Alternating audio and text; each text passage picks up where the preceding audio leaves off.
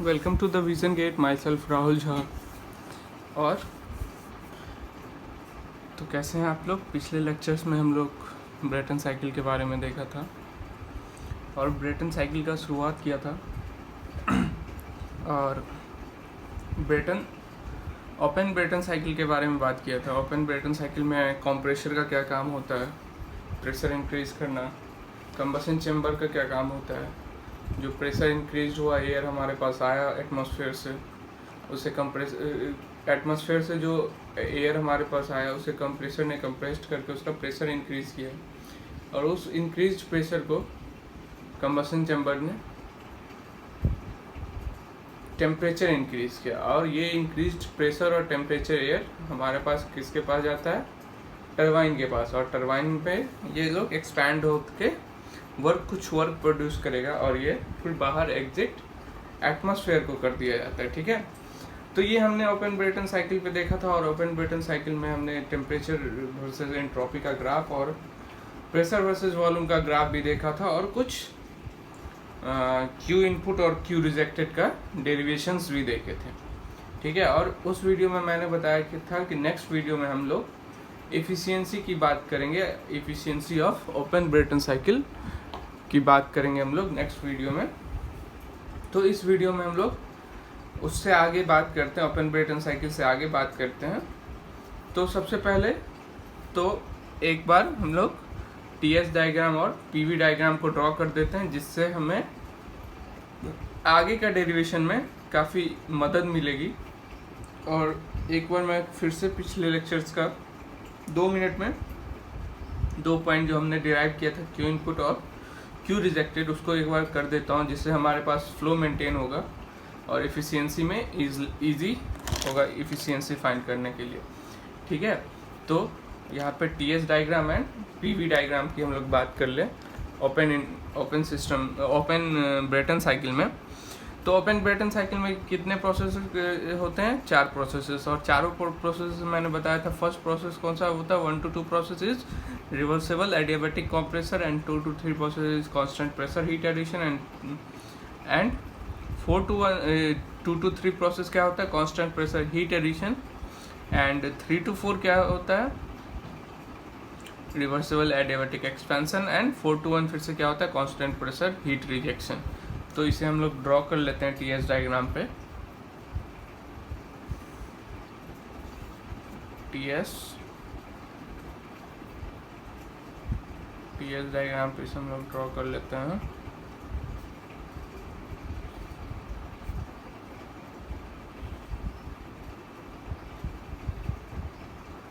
One 2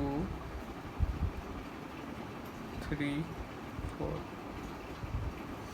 इसे हम लोग ड्रॉ कर देते हैं टीएस डायग्राम पे।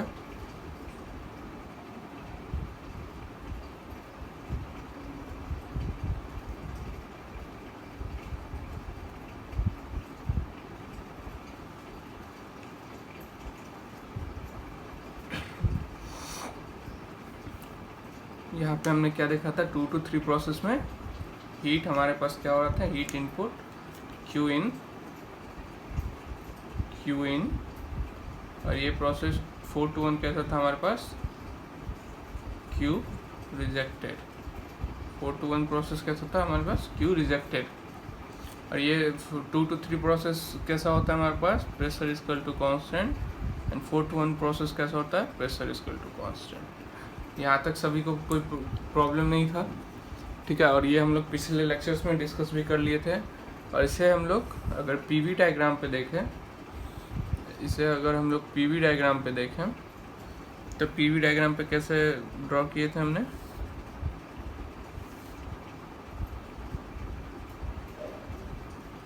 One 2 3 4 pressure volume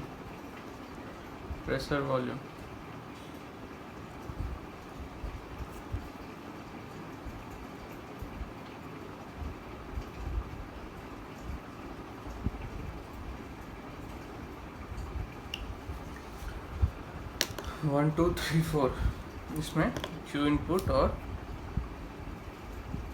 Q input और Q रिजेक्टेड, ठीक है, Q इनपुट और Q रिजेक्टेड। तो हमने सबसे पहले 2 to 3 प्रोसेस की बात की थी और Q इनपुट का वैल्यू हमने देखा था, उसे हम लोग 2 मिनट में डेरिवेशन कर लेते हैं जिससे कंटिन्यूटी हमारा मेंटेन रहे। 2 to 3 process, constant pressure, heat addition process, constant pressure heat addition, ठीक है। तो यहाँ से first law for open system हमने पढ़ा था। First law of open system से हमने क्या देखा, from the first law of open system हमने क्या देखा, H2 plus Q equal to H3 plus W, H2 plus Q equal to H3 plus W।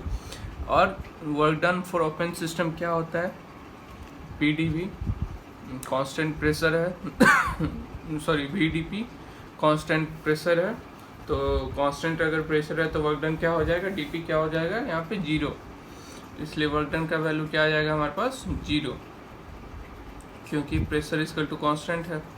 तो हमारे पास यहाँ से Q इनपुट क्या आ गया, Q इनपुट क्या आ गया हमारे पास, Q input equal to H3 minus H2, हमारे पास Q इनपुट का वैल्यू क्या आ गया, H3 minus H2, okay, H3 minus H2। अब अगर बात करें हम लोग अब अगर बात करें आइडियल गैस की, फॉर आइडियल गैस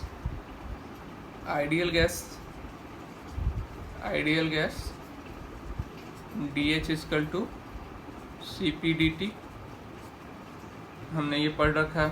तो यहाँ से Q इनपुट हमारे पास क्या आ गया, यहाँ से हमारे पास Q इनपुट क्या आ गया, Cp T3 माइनस T2। और सिमिलरली हमने प्रोसेस 4 to 1 के लिए भी डेरिवेशन किए थे और वहाँ से हमारे पास Q रिजेक्टेड क्या आ गया था। सिमिलरली हमने प्रोसेस 4 to 1 के लिए डेरिवेशन किया था। प्रोसेस 4 to 1 के लिए डेरिवेशन कांस्टेंट, कौन सा प्रोसेस है, constant pressure heat rejection, constant pressure heat rejection process है, ठीक है, जिसमें हमारे पास सिमिलर डेरिवेशन किए थे हमने और जिसमें हमारे पास Q रिजेक्टेड क्या आ गया था, हमारे पास Q रिजेक्टेड का वैल्यू कितना आ गया था, Q rejected equal to Cp T4 minus T1। Q rejected का वैल्यू हमारे पास क्या था, Cp T4 minus T1, okay. अब अगर इफिशियंसी की बात करें,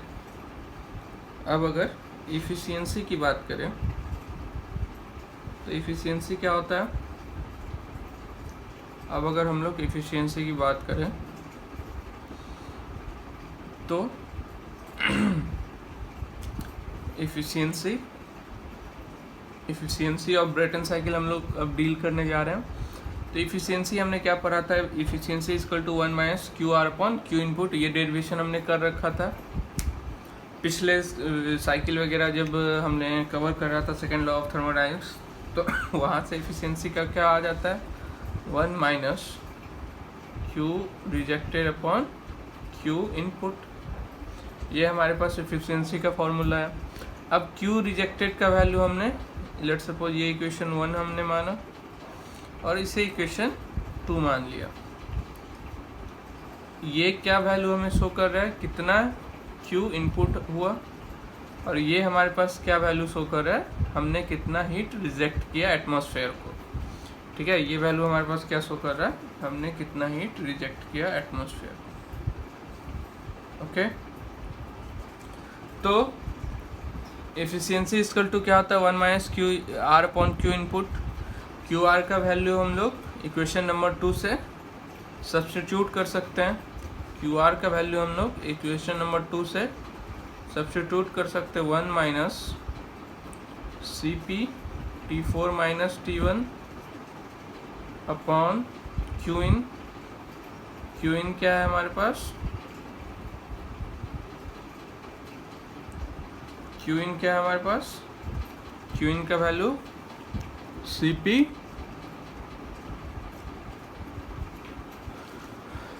क्यू इन का वैल्यू हमारे पास क्या है, यहाँ से क्यू इन क्या आ जाएगा, सी पी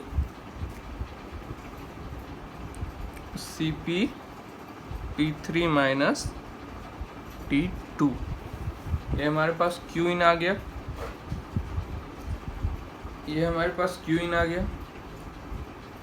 ठीक है, तो यहाँ से हम लोग अगर T4, अगर यहाँ से T1 कॉमन लेते हैं तो हमारे पास क्या इक्वेशन आ जाएगा, 1 माइनस CP तो कैंसिल आउट हो जाएंगे आपस में, 1 माइनस T1,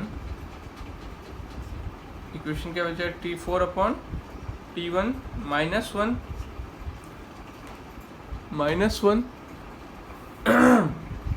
और माइनस 1 और नीचे में क्या, डिनोमिनेटर में क्या बचेगा हमारे पास, T2। डिनोमिनेटर से हमने T2 कॉमन ले रखा है, तो T3 बाई T2 माइनस 1। ये हमारा कुछ एफिशिएंसी का फॉर्मूला आ गया। ठीक है, टेम्परेचर्स के टर्म में। अब इस डेरिवेशन को हम लोग और थोड़ा सा आगे ले जाते हैं, प्रेशर रेशियो के टर्म में हम लोग देखते हैं और ये फार्मूला को थोड़ा सा और इजी बनाते हैं। ठीक है, बहुत ध्यान से भी समझिएगा, बहुत इंपॉर्टेंट लेक्चर चल रहा है। तो एफिशिएंसी क्या आ गया हमारे पास, 1 माइनस T1 ब्रैकेट में T4 upon T1 minus 1 upon T2 T3 upon T2 minus 1। ठीक है, तो अगर हम लोग आगे की बात करें तो pressure ratio pressure ratio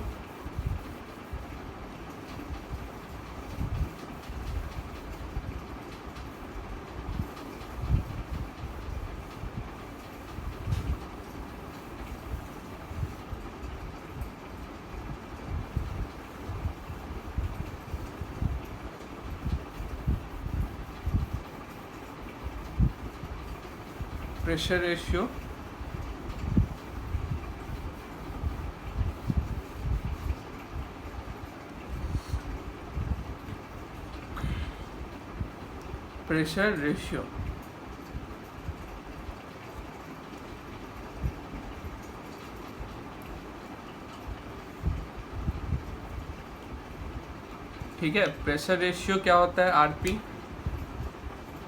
pressure ratio क्या होता है हमारे पास, चलिए प्रेशर रेशियो की बात करें तो ये क्या होता है, higher pressure upon lower pressure. तो यहाँ पे हायर प्रेशर क्या है, P higher upon P lower. तो यहाँ पे हायर प्रेशर क्या है, P2 बाई P1। और क्योंकि 2 to 3 कांस्टेंट प्रेशर है, तो जो प्रेशर हमारे पास 0.2 के पास होगा, वही सेम प्रेशर हमारे पास किस पॉइंट के पास होगा, 0.3 के पास। और जो प्रेशर हमारे पास, क्योंकि ये प्रोसेस कौन सा है, 2 to 3 process, pressure constant process है, और जो प्रोसेस हमारे पास 1 के पास होगा, वही सेम प्रोसेस हमारे पास कौन से पॉइंट के पास होगा, 4 के पास होगा, क्योंकि ये कांस्टेंट प्रेशर प्रोसेस है। ठीक है, तो प्रेशर रेशियो की अगर हम लोग बात करें तो आरपी क्या होता है, P higher upon P lower. RP का वैल्यू क्या होता है, P higher upon P lower. ठीक है, तो P हायर क्या हो जाएगा हमारे पास, P2 upon P1, P2 upon P1 which is also equal to P3 upon P4। P2 by P1 जो कि सेम हो किसके वैल्यू के बराबर होगा, P3 बाई P4, क्योंकि प्रेशर इक्वल टू कांस्टेंट है, क्योंकि प्रेशर क्या है, कांस्टेंट है। अब अगर हम लोग 1 to 2 प्रोसेस की बात करें, 1 to 2 प्रोसेस की अगर अब हम लोग बात करें तो 1 to 2 प्रोसेस कैसा था हमारे पास? Reversible adiabatic compression process, reversible adiabatic compression process. 1 to 2 process कैसा था हमारे पास? Reversible adiabatic compression process. ठीक है, तो रिवर्सेबल एडियाबैटिक कंप्रेशन प्रोसेस के लिए जब हमने फर्स्ट चैप्टर में फर्स्ट लॉ ऑफ थर्मोडायनेमिक्स में हम लोग जब डील कर रहे थे तो एक डेरिवेशन हमने देखा था। हम लोग रिवर्सेबल एडियाबैटिक कंप्रेशन को अलग अलग फॉर्म में T2/T1 को अलग अलग प्रेशर और वॉल्यूम के फॉर्म में कैसे रिप्रेजेंट कर सकते हैं। ठीक है, तो वहाँ से अगर हम लोग रिकॉल करें उस चीज़ को तो T2/T1 इक्वल टू क्या होगा? P2/P1 की power gamma -1 upon gamma. T2/T1 का वैल्यू क्या आ जाएगा? P2/P1 के पावर गामा -1 अपॉन गामा। ठीक है, ये हमने फर्स्ट लॉ ऑफ थर्मोडायनेमिक्स जब बेसिक्स थर्मोडायनेमिक्स लेक्चर्स जब लगा रहे थे तो वहाँ पे हमने एक डेरिवेशन किया था, वहाँ से ये वैल्यू हमने डिराइव किया था और ये वैल्यू लर्न भी होना चाहिए आपको। Temperature T2/T1 equal to P2/P1 gamma -1 upon gamma कैसे हम लोग लिख सकते हैं। ठीक है, अब P2/P1 को हम लोग किससे रिप्लेस कर सकते हैं? यहाँ से RP से। P2/P1 को हम लोग किससे रिप्लेस कर सकते हैं? इसे इक्वेशन 1 मान दे। P2/P1 को हम लोग किससे रिप्लेस कर सकते हैं? RP के वैल्यू से। तो P2/P1 क्या हो जाएगा? RP gamma -1 upon gamma. P2/P1 क्या हो जाएगा? RP gamma -1 upon gamma. ठीक है, अब अगर हम लोग 3 to 4 प्रोसेस की बात करें, हमारे पास 3 to 4 प्रोसेस कैसा था अवेलेबल? अगर हम लोग 3 to 4 प्रोसेस की बात करें तो हमारे पास 3 to 4 प्रोसेस कौन सा है? 3 to 4 process reversible adiabatic expansion. 3 to 4 process कौन सा है? Reversible adiabatic expansion, reversible adiabatic expansion. हमारे पास 3 to 4 प्रोसेस कैसा है? Reversible adiabatic expansion. T3/T4, T3/T4। अब हम लोग जैसे कि यहाँ पे रिवर्सेबल एडियाबैटिक कंप्रेशन हुआ था तो T2/T1 को हम लोग P2/P1 के पावर गामा -1 अपॉन गामा लिख सकते हैं। वैसे ही अगर reversible adiabatic expansion 3 to 4 process में हो रहा है तो T3/T4 को हम लोग किस चीज़ से लिख सकते हैं? P3/P4 के power gamma -1 upon gamma. P3/P4 power gamma -1 upon gamma. P3/P4 के पावर गामा -1 अपॉन गामा। ठीक है, तो इसका वैल्यू हमारे पास क्या आ गया? और P3/P4 को हम लोग किससे रिप्रेजेंट कर सकते हैं? RP से। P3/P4 को हम लोग किससे रिप्रेजेंट कर सकते हैं? RP से। ठीक है, RP के power gamma -1 upon gamma. RP के पावर गामा -1 अपॉन गामा। ठीक है, यहाँ तक क्लियर। अब अगर हम लोग आगे बात करें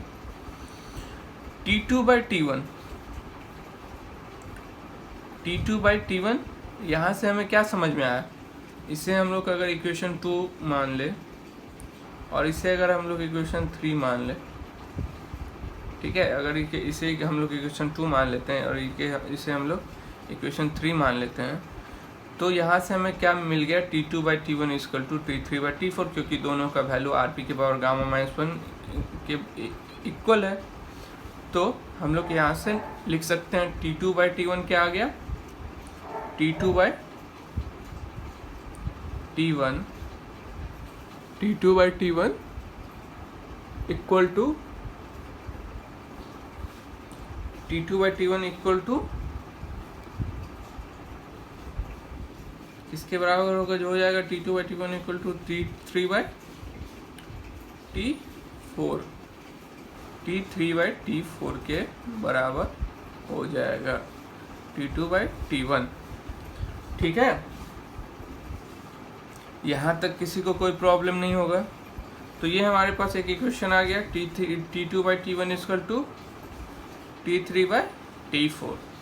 चलिए अब थोड़ा सा और आगे डील करते हैं। T2 by T1 equal to T3 by T4 को हम लोग थोड़ा सा और आगे डील करते हैं। तो हमारे पास क्या बच जाएगा वो अभी देखते हैं।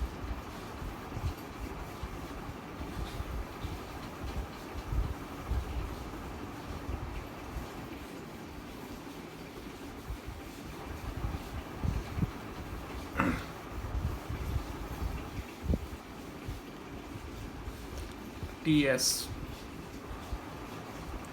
ठीक है। तो T2 by T1 equal to क्या आ गया हमारे पास, T2 by T1 equal to क्या आ गया हमारे पास, T3 by T4। T2 by T1 क्या आ गया हमारे पास, T3 बाई T4। ओके, तो T4 by T1 equal to, तो यहाँ से हम लोग क्या लिख सकते हैं, T4 by T1 equal to T3 by T2। यहाँ से हम लोग क्या लिख सकते हैं, T4 by T1 equal to T3 by T2। T4 by T1 equal to T3 by T2। तो अब अगर हम लोग इस इक्वेशन की बात करें, इसे मैंने इसलिए रब नहीं किया था। अब अगर हम लोग इस इक्वेशन की बात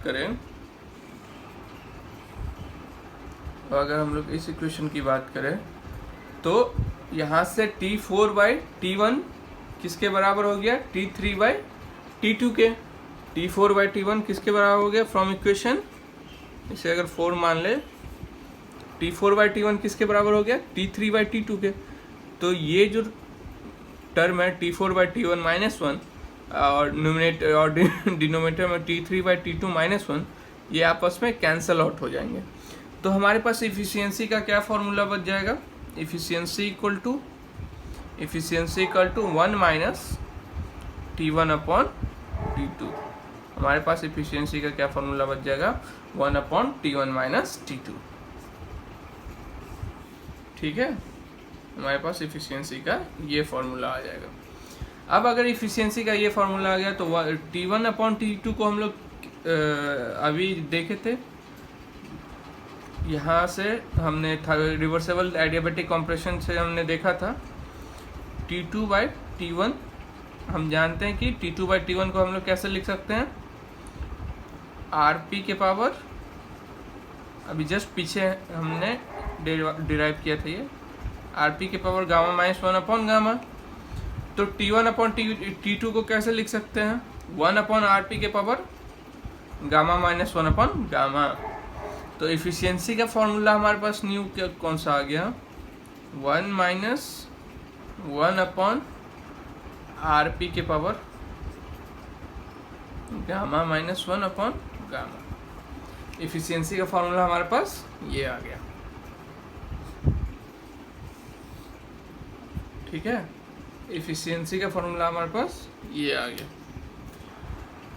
तो अगर आगे बात करें तो एक्चुअली होता क्या है, कभी कभी क्वेश्चन में हमारे पास RP दिया हुआ रहता है, वहाँ से हम लोग एफिशिएंसी निकालना कैलकुलेट करना रहता है। कभी कभी क्वेश्चन में हमारे पास टेम्परेचर का टर्म दिया रहता है, वहाँ से एफिशिएंसी निकालना रहता है। तो क्वेश्चन के अकॉर्डिंग जब जैसा हमारे पास जो अवेलेबल रहता है उस अकॉर्डिंग हम लोग एफिशिएंसी कैलकुलेट कर सकते हैं। अगर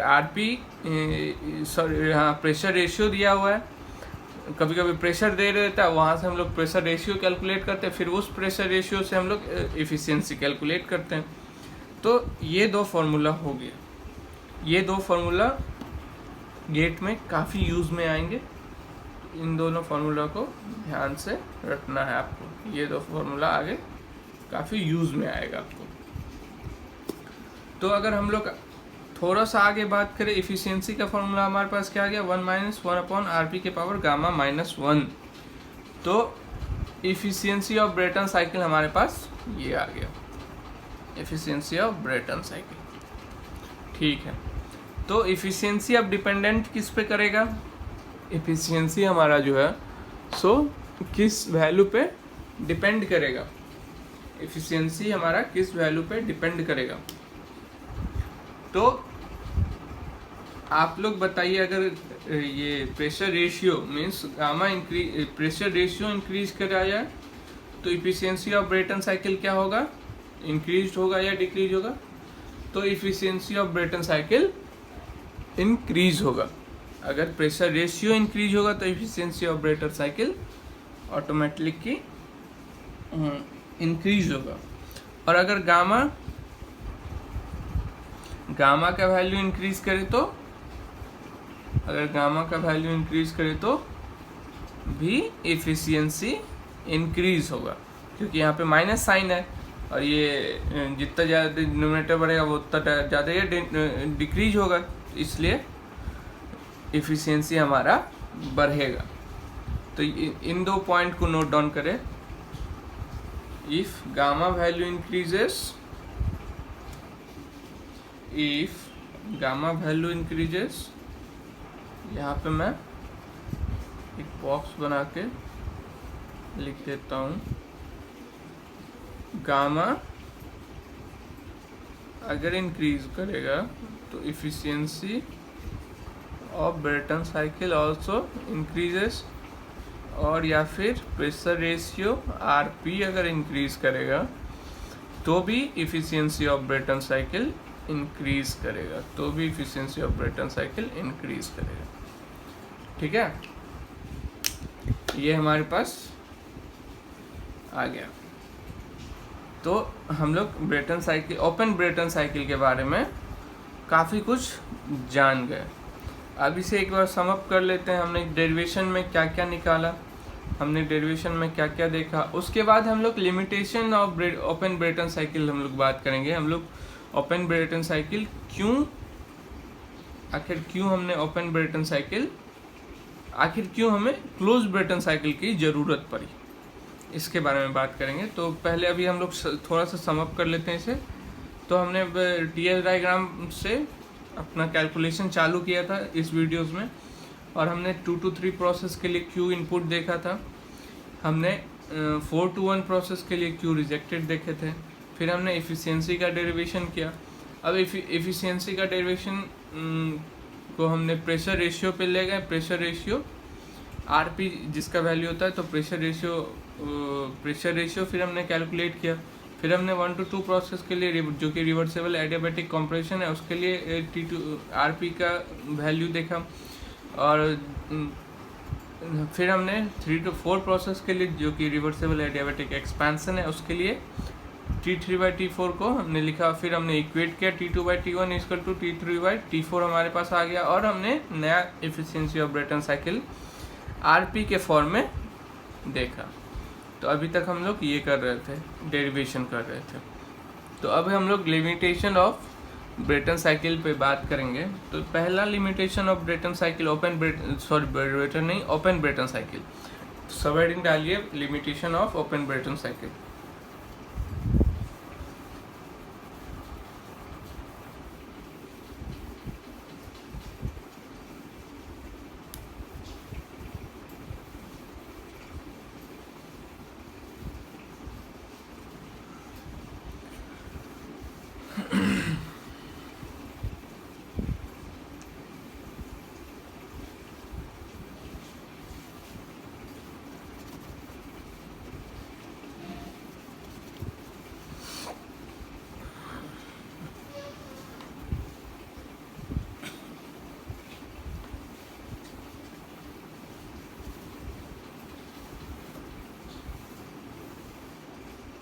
Limitation of open Brayton cycle.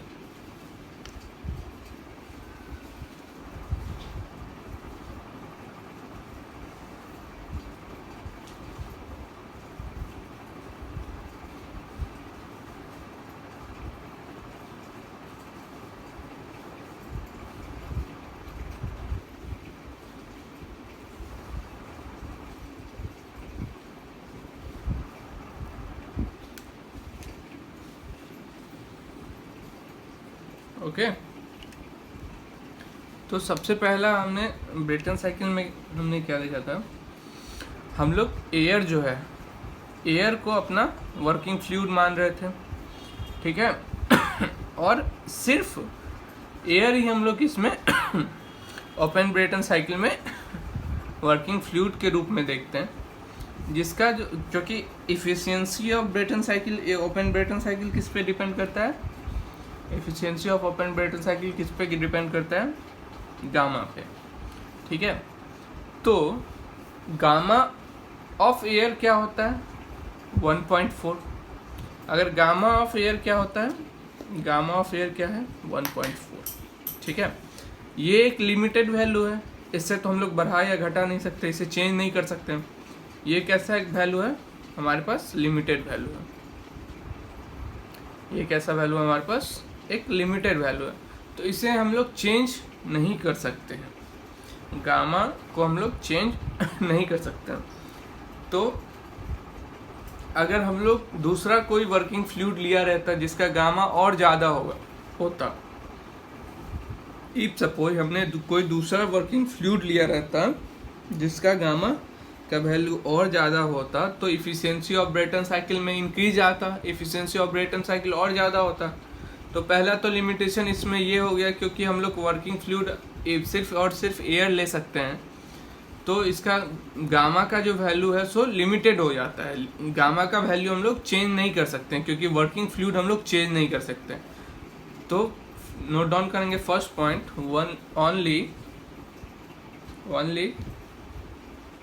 only air can be used as working fluid. So gamma value is limited to 1.4, ठीक है। Gamma value is limited to 1.4। दूसरा बात करें, दूसरा लिमिटेशंस की, अगर हम लोग दूसरे लिमिटेशंस की बात करें तो दूसरा लिमिटेशन क्या है,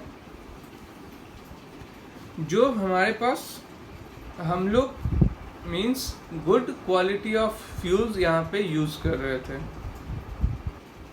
ठीक है। कंबसन चैम्बर में, कंबसन प्रोडक्ट में हमें good quality of fuel use करना पड़ेगा, ठीक है। अगर क्योंकि अगर हम लोग bad quality of fuel use करते या फिर करेंगे, अगर हम लोग bad quality of fuel use करेंगे तो क्या होगा, वही प्रोडक्ट हमारे किसके पास जा रहा है, टरबाइन के पास।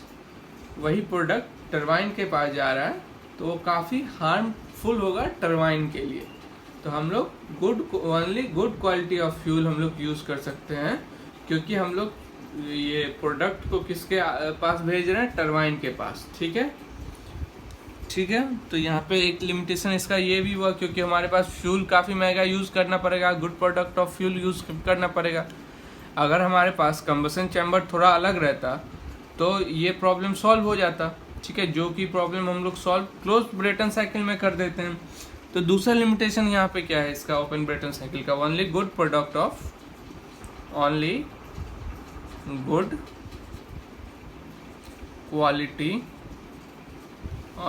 Quality fuel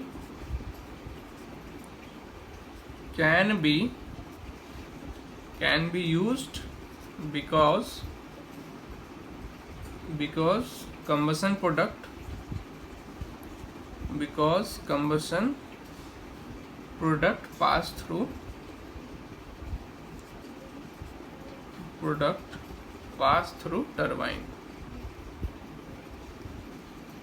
pass through turbine,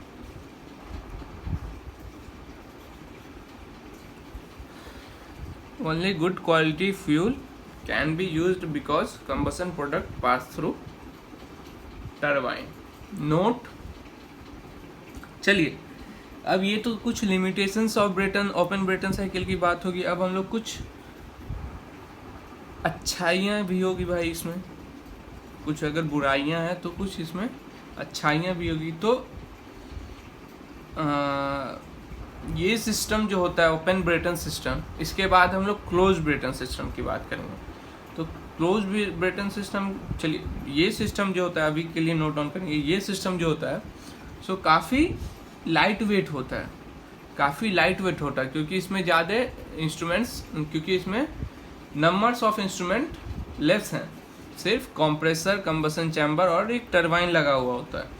तो इसलिए इस सिस्टम को हम लोग एयरक्राफ्ट एप्लीकेशन में यूज़ कर सकते हैं due to its light weight. तो नोट पॉइंट डाल के लिखिए, एग्जाम्स में ये सब आते हैं।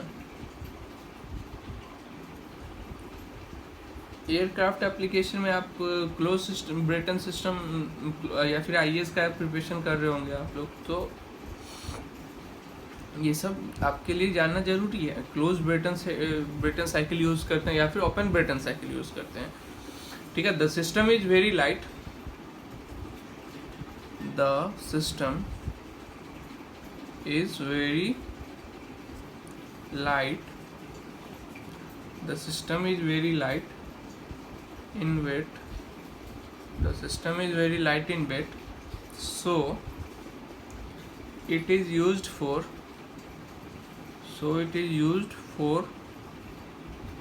aircraft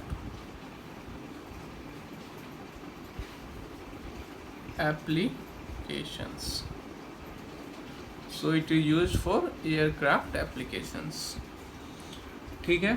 यहाँ तक किसी को कोई प्रॉब्लम नहीं होना चाहिए। हम लोग ओपन ब्रेटन साइकिल को काफ़ी अच्छे से डील किया, काफ़ी अच्छे से एफिशिएंसी देखा, उसके बाद हमने लिमिटेशंस देखे। ओपन ब्रेटन साइकिल के बारे में इतना जानना गेट के सिलेबस पॉइंट ऑफ व्यू से मोर देन सफिशिएंट माना जाएगा, ठीक है, मोर देन सफिशिएंट माना जाएगा, ठीक है। अब हम लोग बात करेंगे क्लोज ब्रेटन साइकिल की, और क्लोज ब्रेटन साइकिल में हम लोग देखेंगे क्लोज ब्रेटन साइकिल की डायग्राम और advantage of close Brayton cycle, ठीक है, advantage of close Brayton cycle की। तो अभी बात करते हैं क्लोज ब्रेटन साइकिल की।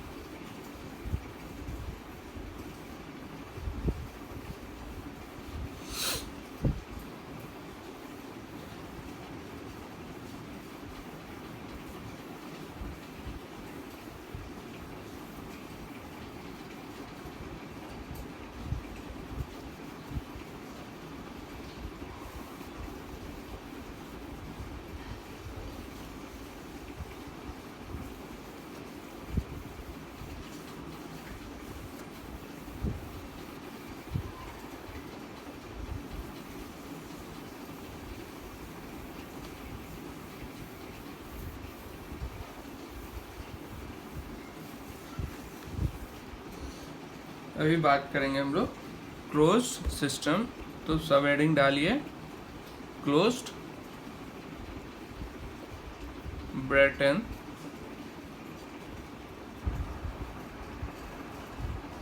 साइकिल की, सब हेडिंग डालेंगे हम लोग क्लोज ब्रेटन साइकिल की, ठीक है। तो सबसे पहले हम लोग यहाँ पे क्लोज ब्रेटन साइकिल की बात कर रहे हैं। तो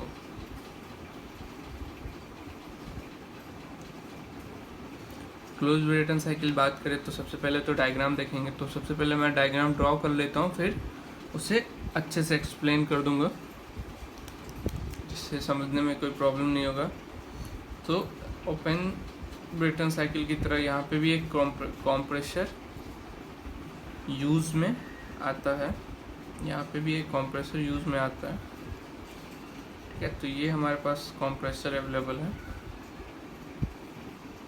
ठीक है।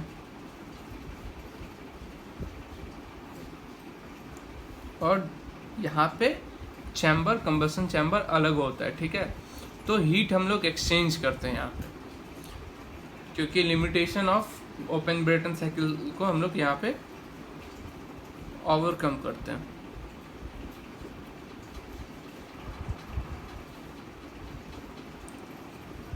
कंबशन चैम्बर यहाँ पे होगा और हम लोग हीट एक्सचेंज करते हैं। कंबशन चैम्बर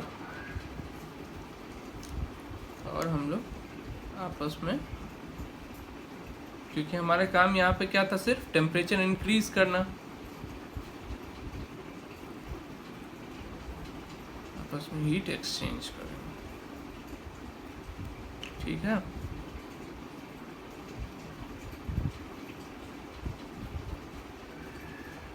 इसके बाद फ्लूइड हमारे पास किसके पास जाता है, टरबाइन के पास। इसके बाद फ्लूइड किसके पास जाता है, टरबाइन के पास। ठीक है, अब टरबाइन हमारा कुछ तो वर्क प्रोड्यूस करेगा, टरबाइन हमारा कुछ तो वर्क प्रोड्यूस करेगा। ठीक है,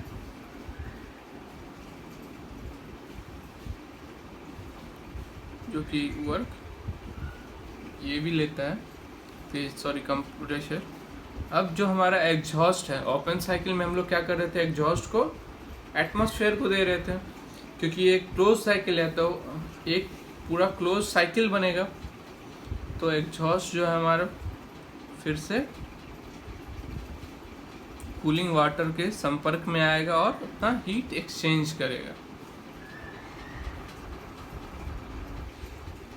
यहाँ पे जो भी एग्जॉस्ट है वो ठंडा होगा, वापस फिर से कंप्रेसर को जाएगा। ठीक है, यहाँ से हम लोग कूलिंग वाटर इन कर देते हैं और cooling water out. Cooling water in हो रहा है यहाँ से, और यहाँ से क्या हो रहा है, आउट हो रहा है। ठीक है, और इसमें हम लोग अभी कोई भी वर्किंग फ्लूइड ले सकते हैं, एनी वर्किंग फ्लूइड हम लोग ले सकते हैं। लेट्स सपोज हम लोग यहाँ पे हीलियम वर्किंग फ्लूइड लिया है, तो ये 1 हो गया, 1 to 2 कैसा प्रोसेस है, कंप्रेशन, फिर 2 to प्रोसेस तो वही रहेगा, बस हम लोग जो कि डिसएडवांटेजेस थे ब्रेटन साइकिल में, वो डिसएडवांटेजेस को यहाँ पे ओवरकम किया है। 2 to 3 process, 3 to 4 process and 4 to 1 process. ठीक है, अब अब इस क्लोज ब्रेटन साइकिल को समझते हैं। तो हमने एक वर्किंग फ्लूइड लिया हीलियम, उस वर्किंग फ्लूइड को हमने कंप्रेसर से भेजा। तो कंप्रेसर क्या करेगा, इसका प्रेशर इंक्रीज करेगा। कंप्रेसर क्या करेगा, इसका प्रेशर इंक्रीज करेगा। अब प्रेशर इंक्रीज करने के बाद कंप्रेसर क्या किया, इसे आगे कंबसन चेंबर, यहाँ पे कंबसन चेंबर साथ में नहीं है, क्योंकि ओपन ब्रेटन साइकिल में हमने देखा था डिसएडवांटेज क्या था, हमें good quality of fuel use करना पड़ रहा था, क्योंकि उसका प्रोडक्ट जो था हमारा टरबाइन पे जा रहा था, और अगर हम लोग bad quality of fuel use करें तो टरबाइन पे इफेक्ट आ सकता है, जो कि हमारा भारी नुकसान करा देगा। तो इसलिए हम लोग यहाँ पे कंबसन चैम्बर को अलग ले लिए, जहाँ पे हम लोग अगर हम लोग बैड क्वालिटी ऑफ फ्यूल भी यूज़ कर रहे हो, तो हम यहाँ पे सिर्फ हीट एक्सचेंज कर रहे हैं, फ्यूल से हमारा कोई लेना देना नहीं है। ठीक है, तो यहाँ पे हीट एक्सचेंज करके यहाँ पे टेम्परेचर और प्रेशर इंक्रीज हो जाता है। 3 प्रोसेस तक आते आते हमारा टेम्परेचर और प्रेशर दोनों ही इंक्रीज है। अब इस टेम्परेचर और प्रेशर फ्लूइड इंक्रीज जो है उसे हम लोग टरबाइन के पास भेजते हैं। टरबाइन क्या करता है, हमें वर्क आउटपुट देता है, और जो बचा हुआ हीट है उसे हम लोग कूलिंग वाटर भेज के हीट एक्सचेंज कर लेते हैं, और फिर से इस फ्लूइड को हम लोग क्या करते हैं, कंप्रेसर को भेज देते हैं। तो ये हमारा वर्किंग है और क्लोज ब्रेटन साइकिल की। तो advantage of close Brayton cycle अब हम लोग देखेंगे। वर्किंग हम लोग ने समझ लिया, थ्योरी कोई पूछने वाला नहीं है, अगर नोट डाउन करना है तो आप अपने लैंग्वेज में इसे नोट डाउन कर सकते हैं। तो अब आगे हम लोग advantage of close Brayton cycle देखेंगे। तो एडवांटेज में सबसे पहला एडवांटेज हमें यहाँ पे क्या मिला कि हम लोग वर्किंग फ्लूइड कुछ भी ले सकते हैं जिसका गामा ज़्यादा होगा। जिसका गामा का वैल्यू ज़्यादा होगा वो हम वर्किंग फ्लूइड लेंगे तो इफिशियंसी हमारा ज़्यादा आ जाएगा। और क्लोज ओपन ब्रेटन साइकिल में क्या था हमारे पास लिमिटेशन, हम लोग सिर्फ और सिर्फ air as a working fluid ले रहे थे जिसका गामा का वैल्यू लिमिटेड था 1.4। तो पहला क्या है advantage of close Brayton cycle, note down करेंगे। Advantage of close Brayton cycle क्या है हमारे पास,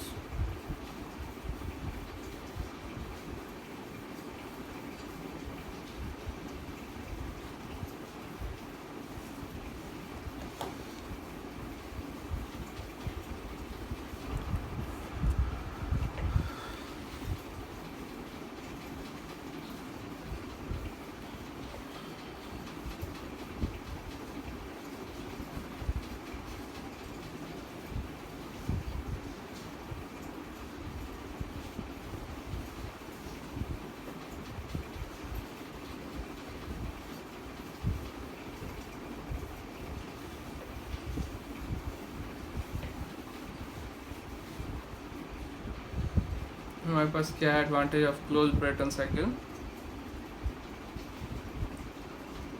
एडवांटेज ऑफ क्लोज्ड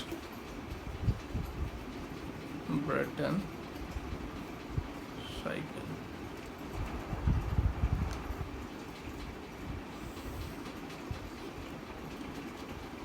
ठीक है, तो क्या हमारे पास एडवांटेज है, any working fluid can be used which have higher value of gamma. तो सबसे पहला एडवांटेज क्या है, any working fluid, any working fluid can be used which have higher value of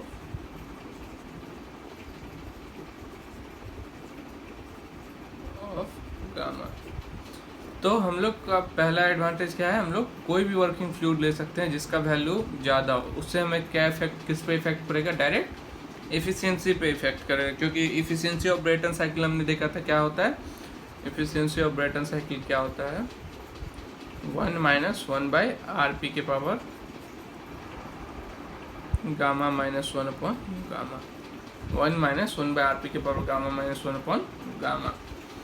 ठीक है, अब दूसरा हमने एडवांटेज यहाँ पे क्या ऐड ऑन किया था, हम लोग कंबसन चेम्बर अलग से कर रहे थे और हम लोग हीट एक्सचेंज कर रहे थे।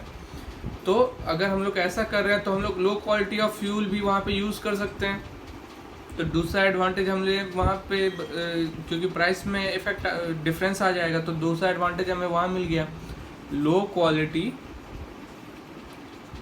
Quality fuel also can be used, low quality fuel also can be used। ठीक है, उसके बाद का हमारे पास क्या आता है, clean medium is used, clean medium is used so chances of wear and tear in turbines are less। हम लोग क्योंकि वहाँ पे डायरेक्ट हम लोग जो भी एयर ले रहे थे वो डायरेक्ट टरबाइन पे भेज रहे थे। ठीक है, तो एटमॉस्फेरिक एयर लेके हम लोग डायरेक्ट टरबाइन पे भेज रहे थे। तो यहाँ पे हम लोग ऐसा कुछ नहीं कर रहे हैं, एक फ्लूइड ले रहे हैं उसे हम लोग हीट एक्सचेंज कर रहे हैं। तो एक क्लीन मीडियम है यहाँ पे, वहाँ पे बहुत सारे मतलब छोटे छोटे पार्टिकल्स भी आ सकते हैं। तो यहाँ पे क्लीन मीडियम, कंप्रेसर भी खराब हो सकता है। Clean medium is used so that you use chance of wear and tear in turbine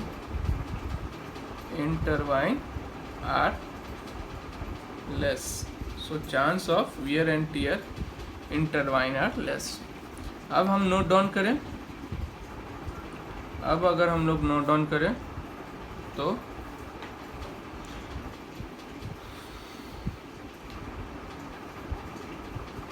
इसका डिसएडवांटेज क्या हो गया, हमने 2 एक्स्ट्रा सिस्टम यहाँ पे लगाया था।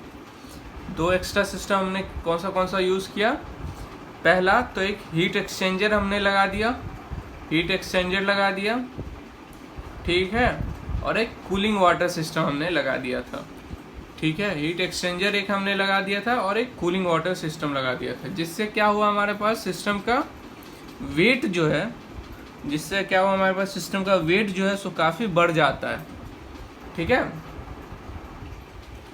उससे क्या होता है, अगर वेट बढ़ गया तो उससे किस पे इफेक्ट आएगा, पावर टू वेट रेशियो जो है हमारे पास वो कम हो जाता है, ठीक है। पावर टू वेट रेशियो जो है हमारे पास वो कम आ जाता है, ठीक है। तो इसे नोट पॉइंट डाल के लिखिए, due to heat exchanger,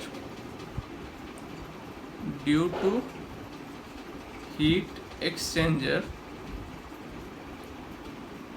due to heat exchangers and cooling water and cooling water, the weight of the system, the weight of the system is heavy, the weight of the system is heavy and power to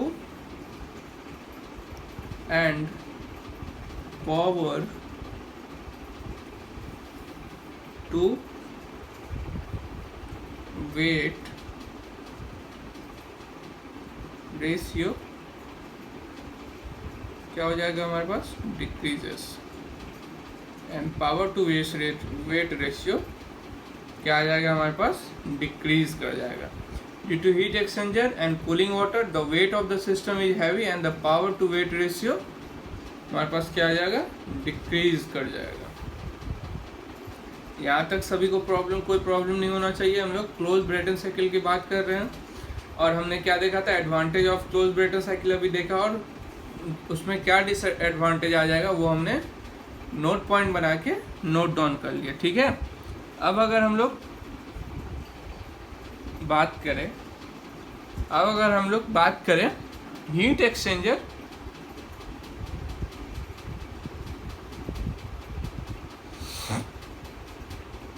अच्छा, अब हम लोग एक question यहाँ पे arise होना चाहिए आप लोगों के दिमाग में, और मेरे दिमाग में भी अराइज हो रहा है कि अगर हम लोग हीट एक्सचेंजर का यूज़ नहीं किया होता, या जैसे कि कूलिंग जो टावर था हमारे पास, जो वाटर इन और आउट करा के हीट एक्सचेंज कर रहे थे, अगर हम लोग हीट एक्सचेंजर का यूज़ नहीं किया होता और हीलियम जो है सो टरबाइन से जब एग्जिट कर रहा होता, हीलियम जब टरबाइन से एग्जिट कर रहा होता, तो क्या हम उसे डायरेक्टली कंप्रेसर को क्यों नहीं सेंड कर दिए। जब हमारे पास हीलियम टरबाइन से एग्जिट कर रहा था तो हम लोग डायरेक्टली कंप्रेसर को क्यों नहीं सेंड कर दिए। तो अगर हम लोग डायरेक्टली कंप्रेसर को सेंड कर देते तो उससे क्या होता, सिस्टम हमारा वर्क ही नहीं करता, क्यों वर्क नहीं करता, क्योंकि फिर तो ये violation of second law of Kelvin Planck statement हो जाता, ठीक है। जो हमने वर्क को सीधा यूज़ कर लिया, ठीक है, सिंक को हमने भेजा ही नहीं, तो violation of Kelvin Planck statement हो जाता, ठीक है। तो इस स्टेटमेंट को लिखेंगे, if heat exchanger is not used and helium at exit, तो इस स्टेटमेंट को नोट डाउन करेंगे,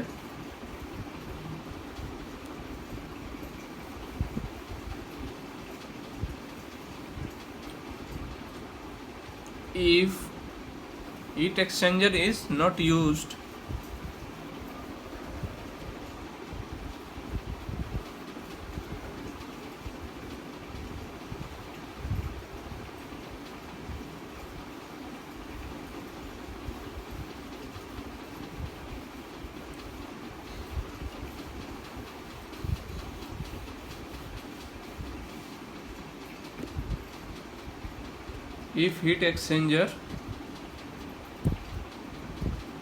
if heat exchanger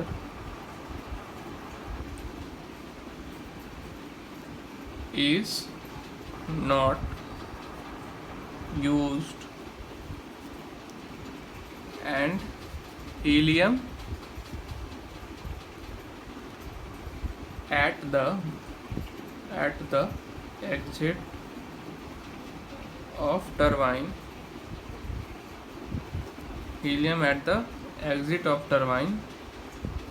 directly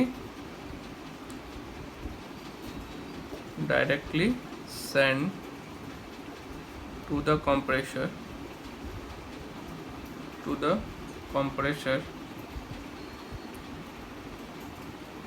is directly sent to the compressor, then system will not work. This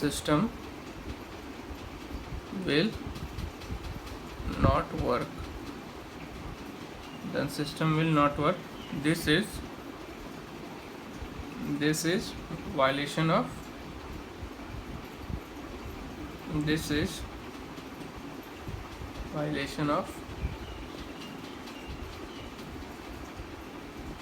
Kelvin-Planck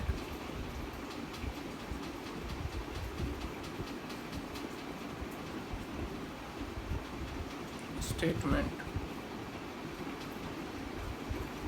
This is violation of Kelvin-Planck statement. ठीक है, तो यहाँ तक सभी को समझ में आ गया होगा। ये हमारे पास क्या आ जाता है, वायलेशन ऑफ केल्विन-प्लैंक स्टेटमेंट। ठीक है, तो इस वीडियो में हमने किसकी बात किया, इस वीडियो में हमने क्या अभी तक बात किया है, जो सबसे पहले तो हमने क्या देखा था, ओपन ब्रेटन साइकिल की बात की है, फिर हमने क्लोज्ड ब्रेटन साइकिल की बात किया। ठीक है, और क्लोज्ड ब्रेटन साइकिल में हमने देखा एडवांटेज क्या हो सकता है, और क्लोज्ड ब्रेटन साइकिल में हमने डिसएडवांटेज भी देखा। क्लोज्ड ब्रेटन साइकिल का हमारे पास डिसएडवांटेज क्या होता है, और आगे हम लोग एनालिसिस ऑफ ब्रेटन साइकिल करने वाले हैं। आगे हम लोग ब्रेटन साइकिल पे एनालिसिस करने वाले हैं। ठीक है, तो एनालिसिस ऑफ ब्रेटन साइकिल जो कि काफ़ी इम्पोर्टेंट है, वो नेक्स्ट लेक्चर में, नेक्स्ट वीडियोस में आने वाला है। सो अभी के लिए हम लोग इस वीडियो को ब्रेटन साइकिल के लिए यहाँ तक रोकते हैं, और हम लोग कुछ न्यूमेरिकल जो हमारा लेफ्ट बचा हुआ है प्रीवियस वीडियोस वगैरह के लिए, उस कुछ न्यूमेरिकल्स को सॉल्व करते हैं। ठीक है, तो अब अगर हम लोग बात करें न्यूमेरिकल्स की, तो सबसे पहले नोट डाउन करेंगे।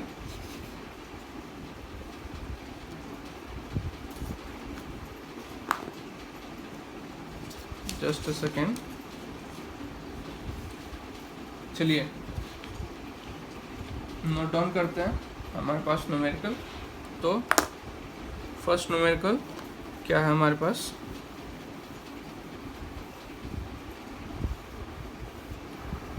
फर्स्ट न्यूमेरिकल हमारे पास क्या आ जाएगा, एंट्रोपी का। मैं एक दो न्यूमेरिकल ले रहा हूँ, जिससे एक तो प्रीवियस कंसेप्ट रिवाइज हो जाएंगे, भूल नहीं पाएंगे, और मैं भूलने दे भी नहीं सकता हूँ। चलिए, तो न्यूमेरिकल्स नोट डाउन करेंगे।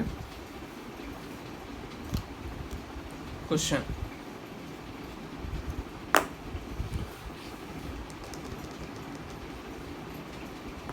क्वेश्चन क्या है हमारे पास, क्वेश्चन हमारे पास क्या है, 16 kilo joule of 1600 kilo joule of energy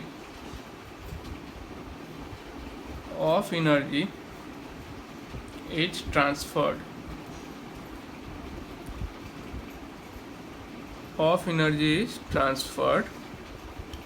from a heat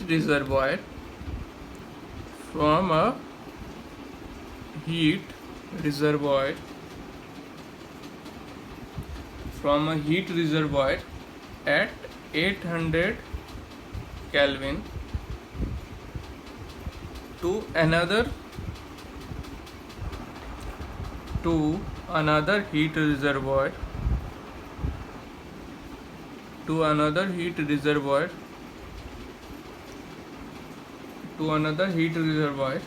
at 400 Kelvin। ठीक है, तो the amount of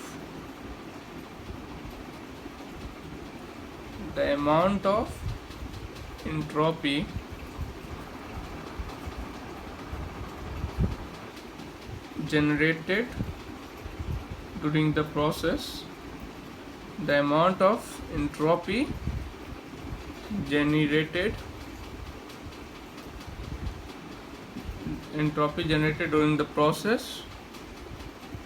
during the process would be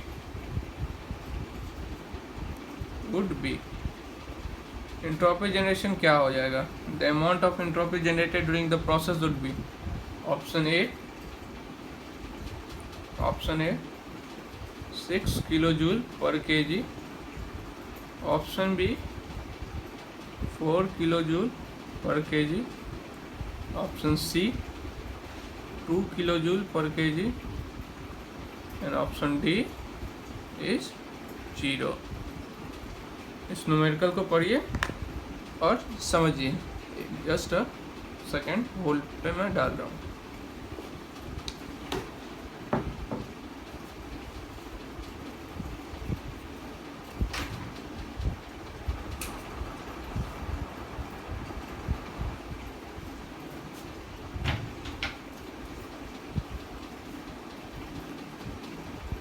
तो इस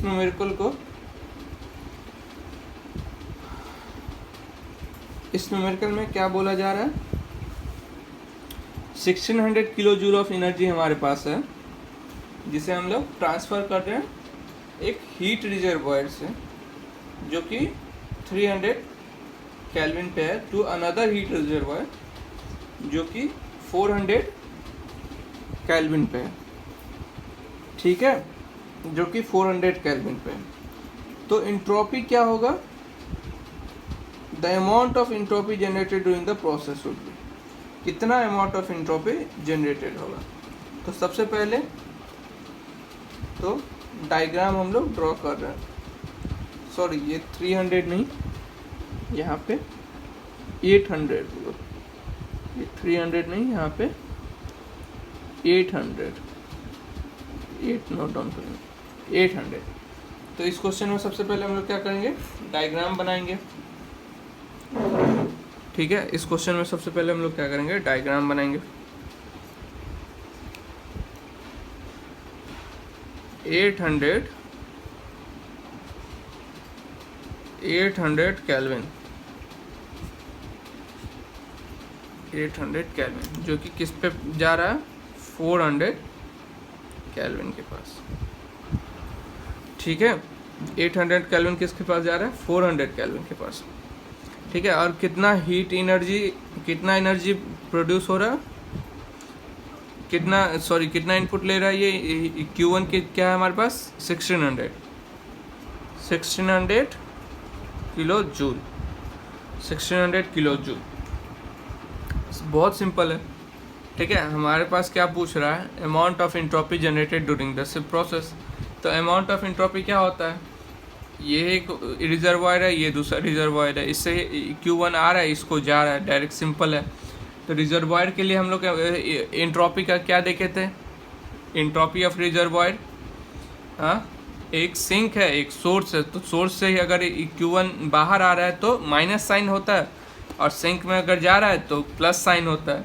तो ds ऑफ यूनिवर्स क्या आ जाएगा हमारे पास, और हमने ds ऑफ रिजर्वॉयर क्या देखा था, dq upon T, simple dq upon T, minus Q1 upon T, और यहाँ पे Q2 अपॉन टी, ये निगेटिव में ये पॉजिटिव में।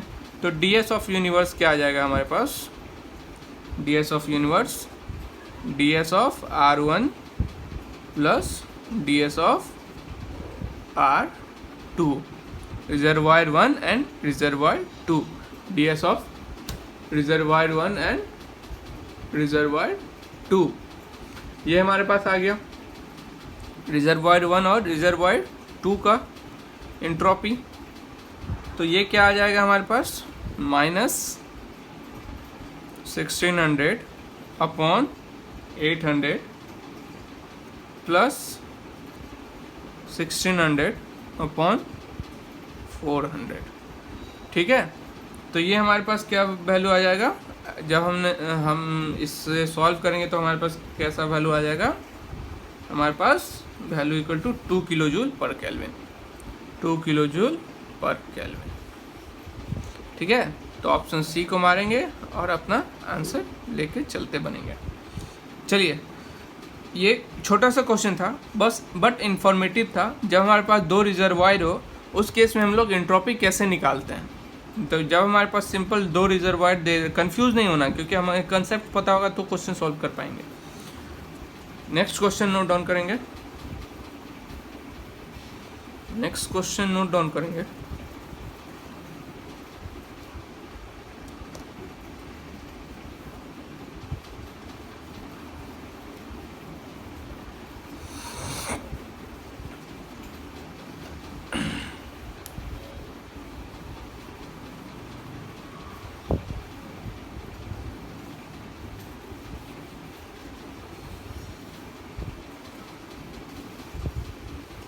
नेक्स्ट क्वेश्चन की अगर हम लोग बात करें तो नेक्स्ट क्वेश्चन क्या कहता है भाई, नेक्स्ट क्वेश्चन कहता है, क्वेश्चन पहले नोट डाउन करिए। A system of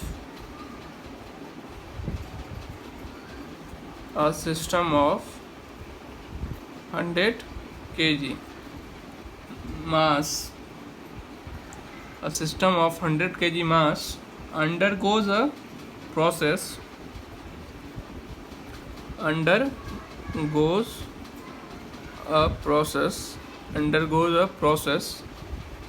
in which its specific entropy increases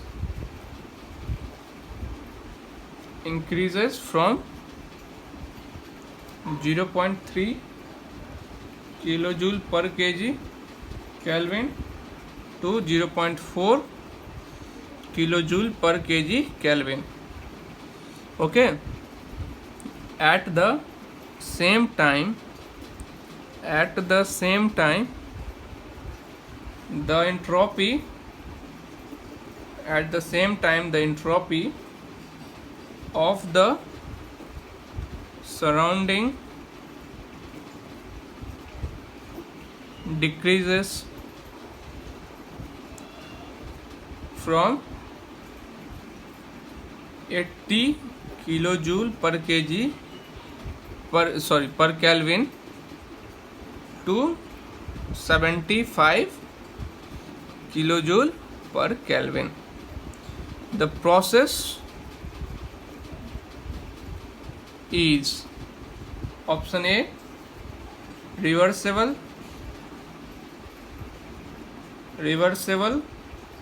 and isothermal, B irreversible, C reversible, and D is impossible. ठीक है, तो क्वेश्चन समझेंगे। पहले हम लोग क्या करते हैं, सबसे पहले क्वेश्चन समझते हैं, फिर उसका आंसर ढूंढते हैं। तो क्वेश्चन में क्या बोल रहा है, a system of 100 kg mass, 100 kg मास का हमारे पास सिस्टम है, वो एक प्रोसेस में जा रहा है, undergoes a process in which इस स्पेसिफिक इंट्रोपी जो है सो इंक्रीज हो रहा है। स्पेसिफिक इंट्रोपी इंक्रीज हो रहा है कहाँ से कहाँ तक, 0.3 kg पर kg केल्विन से 0.4 kg पर kg केल्विन तक उसका इंट्रोपी इंक्रीज हो रहा है। तो at the same time entropy of the surrounding decrease, उसी टाइम में इंट्रोपी ऑफ द सिस्टम क्या हो रहा है, डिक्रीज हो रहा है 80 kg पर केल्विन से 75 kg पर केल्विन तक। तो इंट्रोपी द प्रोसेस का ये जो प्रोसेस हो रहा है, सो ये प्रोसेस कैसा है, रिवर्सिबल है एंड आइसोथर्मल है, या फिर इरिवर्सिबल है, या फिर रिवर्सिबल है, या फिर इम्पॉसिबल है। तो इसका सॉल्यूशन हम लोग देखेंगे। ठीक है, हमने प्रोसेस जानना समझा था, कैसे हम लोग प्रोसेस जानते हैं। ठीक है, greater than 1, ds of universe greater than 1 less than 1 करके हमने सेकेंड लॉ ऑफ थर्मोडायनेमिक्स में प्रोसेस जाना था। तो अभी इसका सॉल्यूशन अगर देखें तो इसे रब करते हैं।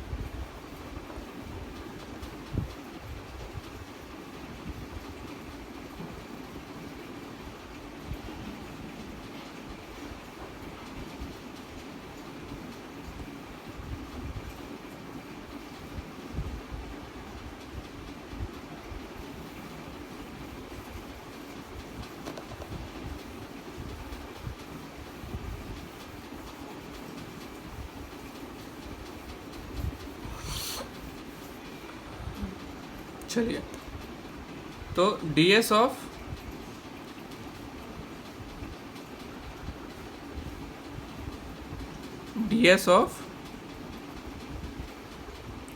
सराउंडिंग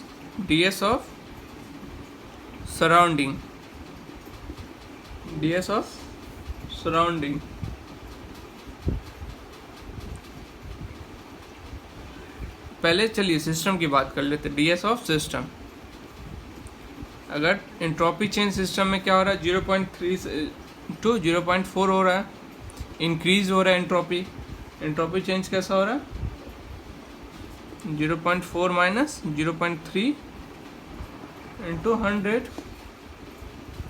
ठीक है,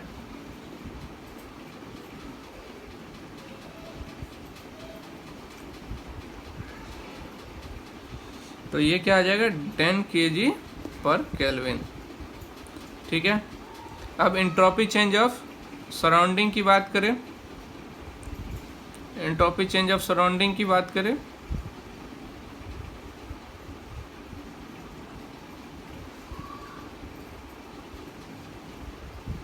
इंट्रोपी चेंज ऑफ